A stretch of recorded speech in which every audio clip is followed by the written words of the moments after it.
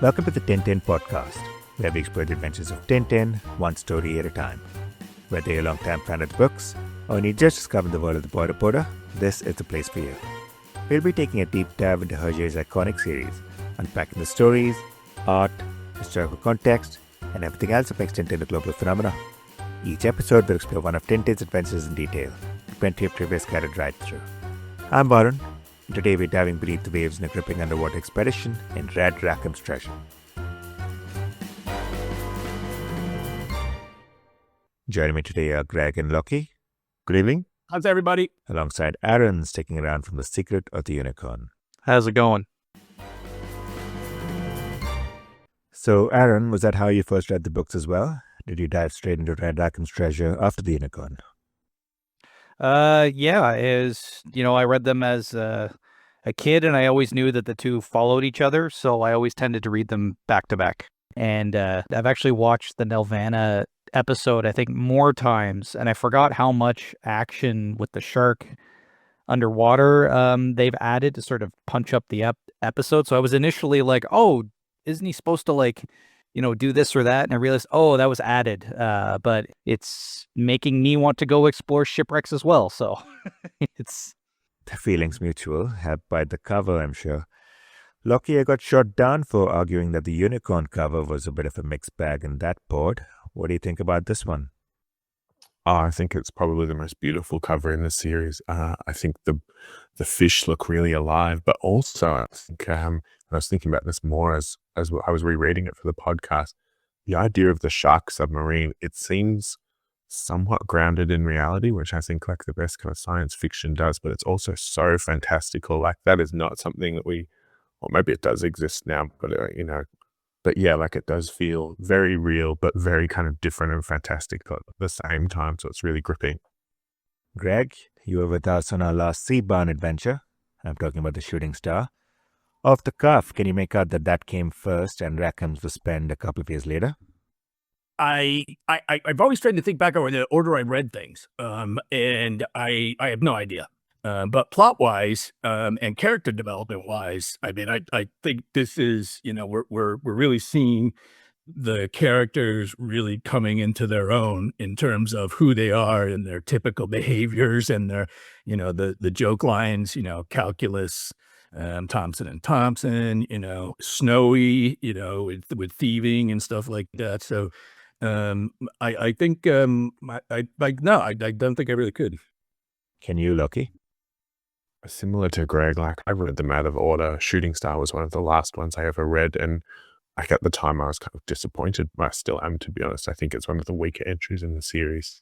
But yes, I think this is really the apex or beginning of the apex of his storytelling. And I think it shows a big jump from what was only 2 books earlier in the Shooting Star, and even The Crab with the Golden Claws, which is also a somewhat seafaring journey and somewhat of a weaker narrative in some respects. One of the other ways this book differs from the Shooting Star, Greg, is the complete lack of villains in the plot. For someone who rated that book a full 7 crystal balls, what would you make of this one where there are no bad guys at all? I mean, well, I think as a storyline, it definitely could have used some more of that Shooting Star kind of racing to find this kind of thing. There's sort of their transitions were based on just, nope, it's not here either. And then they just sort of stumble backwards into finding it. So I always found that pretty unsatisfying. I love the book, but I think they could have used another element in there of danger, someone representing danger or something like that, and really pushing the story forward, and having a better kind of denouement when you find everything. So, Aaron, were you looking forward to a face-off with somebody like the Bird Brothers again?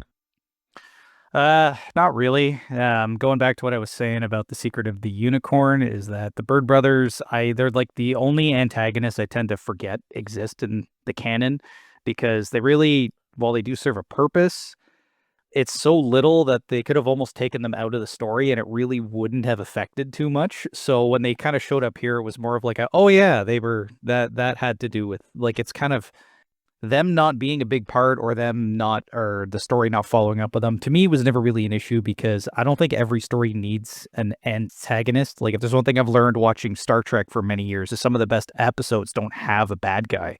They're character studies or an issue they have to, or just a straight up adventure. And I find that this is an extension of that, is that we discovered that there's hidden treasure, and it has almost all the tropes of a typical adventure treasure story. The only thing that's missing really is the big X that marks the spot.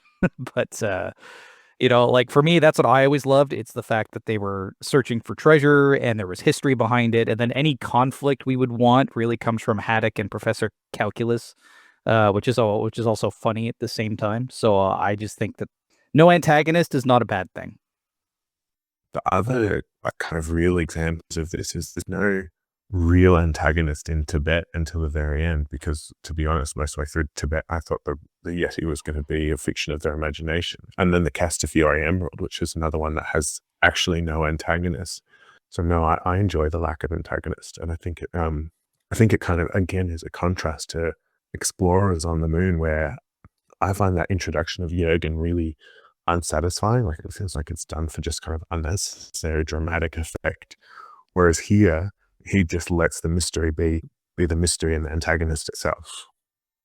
On the other hand, on the Tintin team, we have a debutante, mentioned in passing already, Professor Calculus. Back to you, Aaron. Was it just me who thought that it was quite seamless to use him in a submarine pitch to transition between the two books? Oh, absolutely. If you're going to introduce a new character, you have to sort of, and especially in the medium of the comic book, you have very little time to sort of establish somebody new, sort of get straight to the point, because they do have an adventure to continue from the last book. And I think it was great to sort of give the character his moment to sort of define, okay, he's a bit of an aloof scientist, and the running gag of him not having great hearing, while it's a little exaggerated, and I find that's something Hergé does in a lot of his stories. The first appearance of these new characters seems to be almost like over the top and campy to an extent, and then he scales it back a little bit. But I find starting off with who this character is, and it gives a reason why something like the shark submarine even exists. If he just kind of showed up and said, here's my shark submarine and you can use it, I don't think it would have been as memorable, and the character probably wouldn't have stuck around as long as he did. So I think it was a great way to do that. I did have questions, though, just in my head, I think, as a kid about, okay, I get it, he's a character, but how did he get anything done during the day? Because he did, as you said, Hergé takes it a little far, where he can't even really communicate with people, and you got Haddock writing on the wall. But no, I've always loved Calculus as a character, because, you see him at the end where, money doesn't mean anything to him. He just says, sure, I'll buy that. I'll buy your house for you, so it's always endeared me to him. So, But I think one of the key elements that he kind of adds is that he's probably the most clever. Like he is the smartest character, but he's terrible at communicating it. Like he's right throughout. The treasure was to the west, like his pendulum said, but nobody understands it. So Tintin has to go through all these clues to kind of find the knowledge that is just inherent to calculus. And we, the readers, understand that he's more, he's more intelligent than the others, and adds that kind of, I guess, just a different flavor of humor to the character, which differentiates him from the blustering Haddock and the blundering Thompsons. He's just kind of, just an extra flavor of humor that really gives that kind of really good blend to the narrative and character mix. And he also adds an underwater dimension, perhaps for the first time in a Tintin book. Quite an immersive ride, isn't it? I think possibly the first underwater sequence is Ramon and Alonso's drowning, but this is really something else. Like there's such rich, beautiful pages. It really makes the book come to life. What I will say about kind of thinking about the progression of the seafaring stories is this is probably the one where the ocean is like, I guess, most inviting. Like they're in the Pacific kind of. When we're talking about the other ocean going adventures, like this is the one where the sea seems most inviting. Like, in Cigars of the Pharaoh and Crabs of the Golden Claws, the ocean is kind of antagonistic towards Tintin in particular. Whereas here, like they're having fun out on the ocean. Like it's a good time for them. it's an adventure, and they're kind of trying to find the treasure, but it's the most kind of lush and inviting the ocean feels. Aaron? Yeah, I was enamored with these underwater scenes. It was really my first, like, as a very young kid, I'm talking like 4 or 5, like, my first experience with, like, sort of the whole undersea world and, like, the suit that they used to dive, that was just so enamored with that too. So every time I used to see those in, like, a museum, I used to be like, "Hey, it's like from, the comic books." And my dad would be like, "Yes, yes, but, it's they used it in real life." But, yeah, seeing the shipwreck, the exploration, all that, it just really resonated with me, and it began this obsession that I have with, shipwrecks and the history of shipwrecks and underwater stuff, and it's just beautifully done. Greg, the sea in the shooting star or the sea in Rackham's treasure? I like this one most definitely, but better. As take the word from Lockie, that inviting. That's absolutely the water. And as Aaron said, I don't know if this is where I got my interest in sort of shipwrecks and stuff. As I said, while I'm reading these books, I'm in the water all the time. I'm snorkeling. And I love it. As I said, I'm just fascinated by things underwater that are not supposed to be underwater. I don't know why, but I just find them fascinating. Maybe it's that you could fly around them. But yeah, inviting is the greatest word to say. It really feeds into my personality. I just find that the greens and blues, the really deep ones of nature, really soothe me. I like being in them. I like seeing them. And sorry, Lucky, they're in the Caribbean. So you get that crystal clear water, you get the warm air. I mean, it's just and the history that's involved there. So absolutely, I definitely love Rackham's treasures, scenery and environment better. They were going to the polar area again. The Maritime's fun, but I'd much rather be in the Caribbean and the sun and fun than the polar north. Apparently, I did do a little look, and apparently the island that they were on is supposedly just off the island of Hispaniola, the eastern peninsula there. It's up near Turks and Caicos. Somebody in the interweb also picks up on this Easter egg. I'm just going to say it. The name of their ship, the Sirius, mirrors that of the Dauphin, which some believe nods to Hergé's royal or noble ancestry. What is that about, Loki?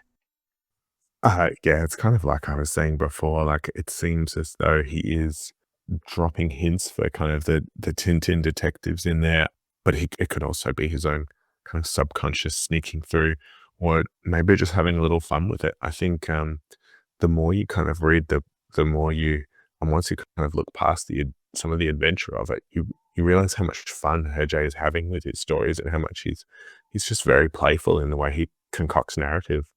The word detectives actually got me thinking of the Thompson twins. Probably had a good outing if they kept Max Bird at bay, literally. Well, and who's going to man the pumps? So That's a good point. Who had they planned to man the pumps if the Thompsons hadn't been there? Parrots, maybe? Just kidding. All said, what did you make of the ending, Greg, when the treasure chest is finally found in what is a book and a half later? it was, as I said earlier, I found it anticlimactic. It's like they walked into it backwards by mistake, and it was like the last few pages. It didn't really get. I always like a good conclusion. I guess I like to see the background. What happened after that kind of stuff? Just a little hint of how they proceeded.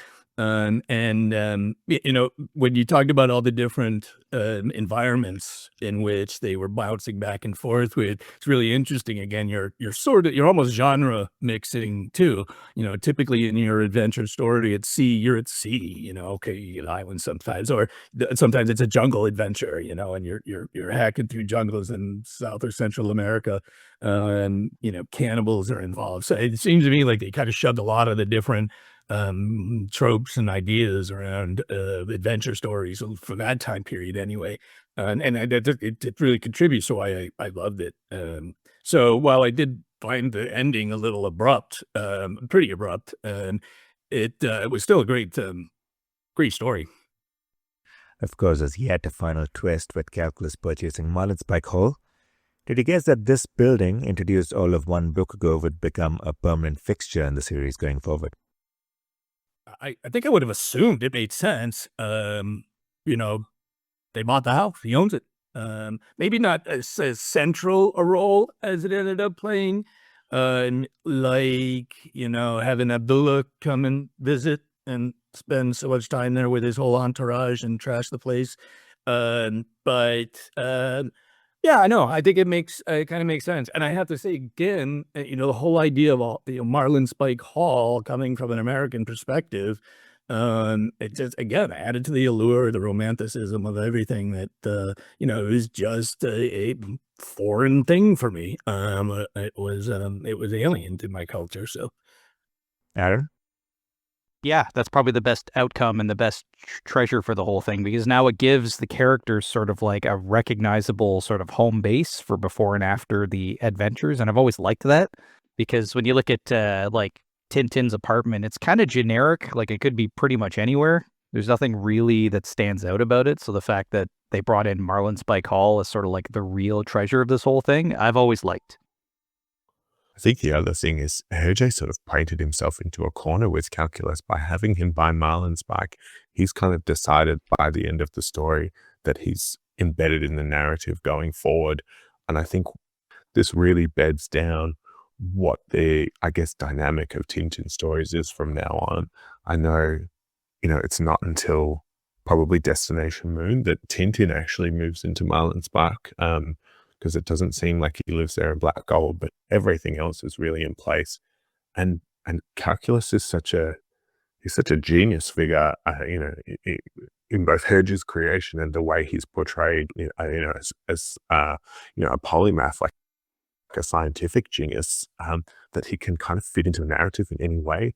All his inventions are very out there. Like, what is he, what's his specialty? It doesn't matter. His specialty is whatever fits the story, and I think that's part of why he's such a successful character going forward. He's a chemist in Land of Black Gold. He's an engineer here. He's a nuclear physicist in the Moon stories. Yeah. There's a lot more of Calculus to come in the rest of the series, of course. In the meantime, Hergé seems to have hit a stride with the two-part adventure format, and he'll do several of these in the years ahead.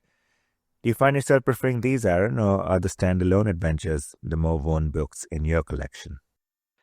Well, I mean, I've always maintained that a story should be as long as it needs to be told. So if some stories need to be spread over 2 books, then so be it. Like something like this, as much as I love the 2 separate halves, this probably could have been condensed into one story.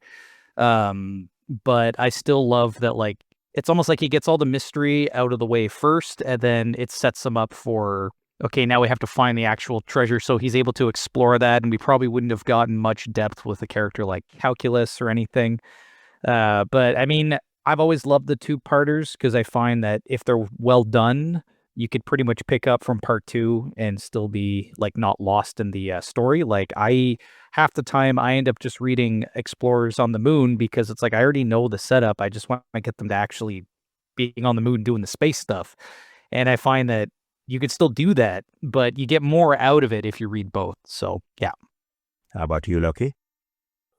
I think this double kind of edition is a really strong one, but I think if you look at 7 Crystal Balls and then Destination Moon, there's a few parts where he's just kind of spinning his wheels because he knows he needs to fill out a certain number of pages before he gets to like the real crux of the story and the adventure. But I mean, I think all the double albums are great, but I think this is probably the most effective of them. It's time to answer your questions from Reddit and beyond. Let's roll. Sticking with you, Loki, is this the same series we saw in Iceland in The Shooting Star? I'd never thought of it, but I just looked back because I had The Secret of the Unicorn sitting in front of me, and in one of the last panels, the third last panel, he does say, "Oh yes, we can charter the Sirius, the trawler that belongs to my friend Captain Chester." So it is the same ship, but it's not referenced in Unicorn. It's not referenced in Red Rackham's Treasure. It's referenced in Unicorn. Greg, this is probably a tough one. Hergé claimed this panel to be one of his 2 favorite ones across the series. Do you agree with him? I mean, it evokes a lot of different thoughts, and whether it's I don't know if he's talking about the artwork of it or, just the way that, the characters are interacting with each other. And no, I probably don't agree with him. Loki, do you see something we don't? I think there's a lot of characterization in this. You see the kind of silliness of Haddock, the captain of the ship. He's without his shoes and he's going off on an adventure. There's Snowy just kind of popping his head up. There's the Thompsons trying to help, but probably not really helping because we know what's about to happen. And then there's Tintin doing the real work. I really enjoy it. It had never stood out for me before I saw it in the doc here as especially brilliant, unlike kind of the ones that we talked about in The Crab with the Golden Claws, but I do see the appeal. And finally, what explains Red Rackham's Treasure being the best-selling adventure in the entire series? Oh, no, I think it's just, it is the most engaging cover. Like I was saying before we started recording, it's the one that often my son, who can't read yet, pulls off the shelf because it's such an engaging image. I think it's mostly down to that. And it feels, the shark submarine feels in some ways futuristic to us in 2025 as much as it did when it was first published in, the early 1940s or late 1930s? 45, yeah. So I think it's in part that. And go on with your rating. And so my rating, I think, is a 6 out of 7 crystal balls. I think it's there are some things, like as much as I kind of enjoyed that somewhat anticlimactic ending, it isn't the celebration that it could be. And I think there are some of the adventures that are just a little bit better, but 6 out of 7 crystal balls from me. And that's a wrap on our journey through Red Rackham's Treasure. This chapter brought us sunken ships, tropical islands, and the unforgettable debut of Professor Calculus, all wrapped up in a good old-fashioned treasure hunt. With the mystery of the unicorn finally resolved, we are heading next into the 7 crystal balls, where things take a darker turn with a chilling curse and a race to unravel a supernatural mystery. Thanks for tuning in, and don't forget to like, share, and subscribe as we continue our journey through the Tintin podcast.